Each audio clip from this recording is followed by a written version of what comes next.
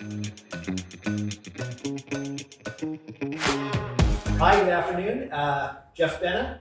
Andrew Hasman. We're here with Candid Vancouver Real Estate, and we're going to be talking today about how's the market, where's the opportunity, and what's coming in some of the upcoming episodes.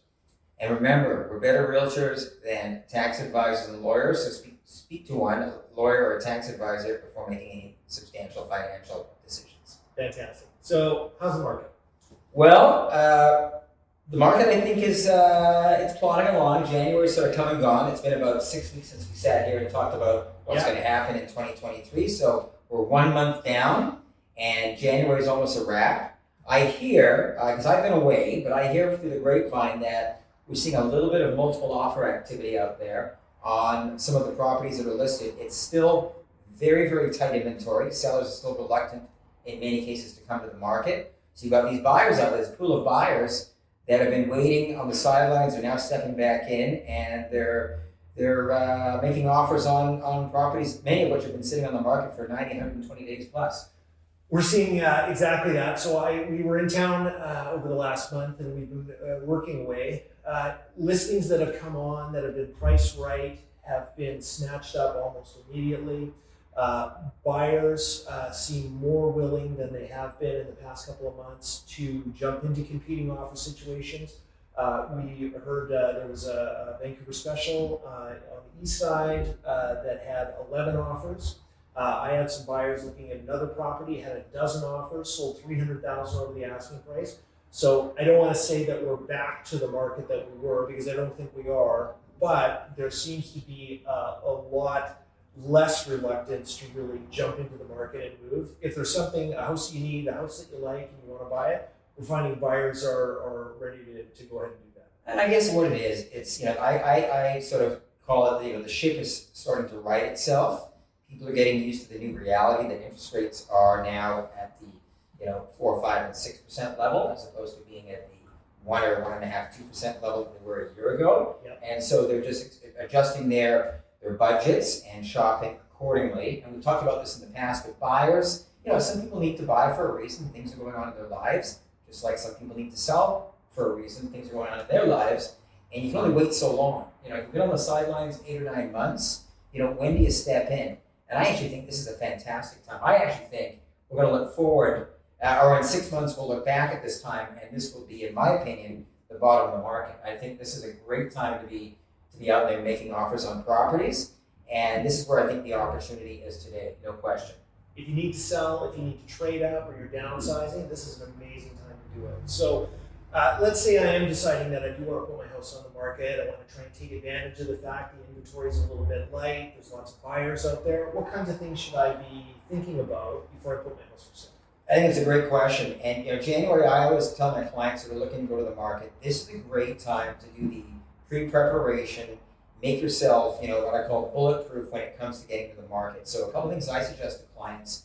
Many people don't do this. In fact, most home sellers don't do it. But for the few that do, I think they come out ahead. If you've got a house, or even a condo, but more so a house, and you're going to put it in the market, why not have a pre-home inspection done? $500, $600 later, they can identify all the things that need to get resolved. Most of them are usually pretty minor, but what happens if it's something that's a bit more substantial? And whether it's minor or substantial, those deficiencies can sometimes result in a failed offer. Someone can walk away, yeah, or come back and try to hit you for a $5, $10, $20, $30,000 adjustment. So why not identify the deficiencies first and then resolve them before going to the market?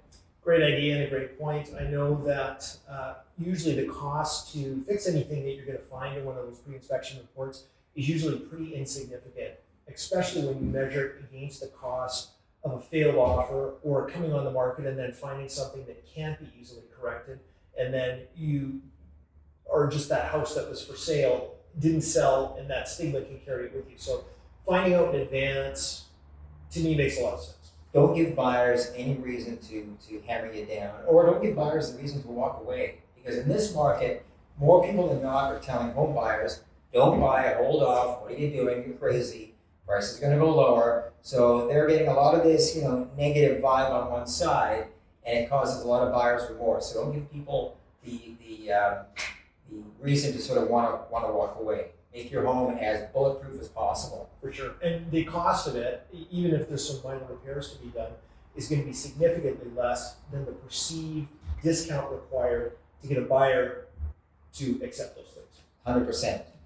And the other thing that I think is a great idea, if you've got a house, especially a house that was, say, pre-1970, let's say, so it's a 50-year-old or older house, and maybe you don't know the answer to this, maybe you think you're okay, but one of the questions we ask homeowners before we go to the market, do you have any knowledge of an underground oil tank on the property? And a lot of people will say, oh, we don't have an oil tank. No, there's nothing to worry about here. You get it scanned. Sure enough, there's an oil tank. There's an oil tank. In fact, this time last year, we had exactly one of those situations. So for $300-400, you can have one of the oil tank companies come out and do what's called a GPR scan. It's a ground penetrating radar scan, and it will tell almost conclusively whether or not there's a tank on the property.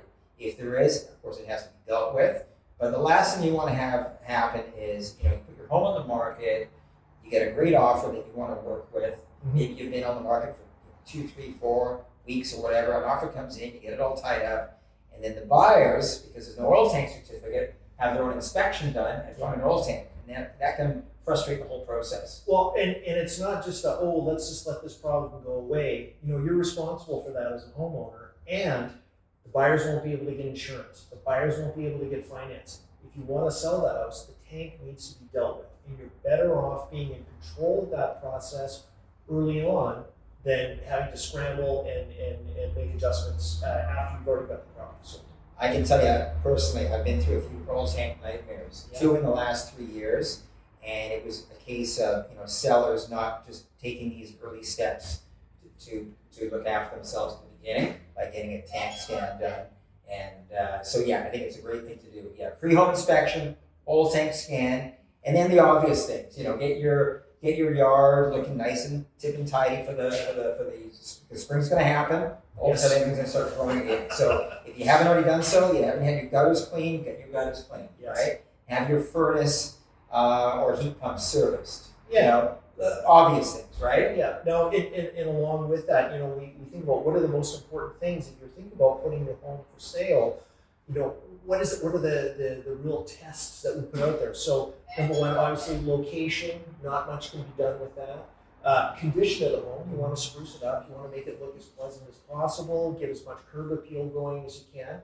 The one that everybody forgets about, though, is access. How are people going to get into my home? Yeah. How easily is it going to be shown?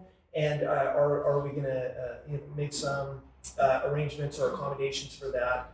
The easier it is to show, the more showings you'll have. The more showings you'll have, the better chance you have of getting a great offer. And it's the one that most people forget about, but it's probably next to price, it's the most important one. It shocks me. People want the most money for their home, naturally. And I have homeowners, and they'll say, "Well, Andrew, we're busy. We can only show it Tuesday between 5 and 7, and we'll give you one other time slot as well. We'll let you know, and that's it. Oh, and by the way, we don't want a for sale sign. We want to actually hide the fact that we're going on the market for sale." That's right. Hey, look, you get one shot at this, right? Yes. So make your house look great. Make it very accessible, as accessible as possible, and let as many people know as possible that you want to sell your house. Absolutely. Why hide the fact? Yes. Let the world know. Let the world know. Great. And anything else that we can throw onto that? Well, I just think that the ship is writing itself. The telltale is going to be what happens. Starting middle of February, March into April is really going to set the tone for the year. I think it's going to pick up. I know it's going to pick up. It's just a question how much it's going to pick up relative to past years. Yeah. But I think we're going to get back to sort of that 10-year average for sales. Yes. And life's going to carry on. It's not, the market isn't going into the tank. I think this is the bottom. Yeah. And I think going forward, we'll see prices stabilize and activity pick up. Great. And as we're moving forward, we're going to be talking about some other topics coming up. We'll be discussing if you're in a land assembly or you think you are, what are the potential things that you need to think about and work on. And that's next month, I think. We're going to talk about that next month. We're going to talk about that next month. And we'll just continue to be out there working and getting homes sold. Hey, listen, I'm Andrew Hasman. I'm Jeff Benna. We love selling real estate. We love helping our clients. And we hope you'll take this video listen to it and contact us soon. Thank you very much.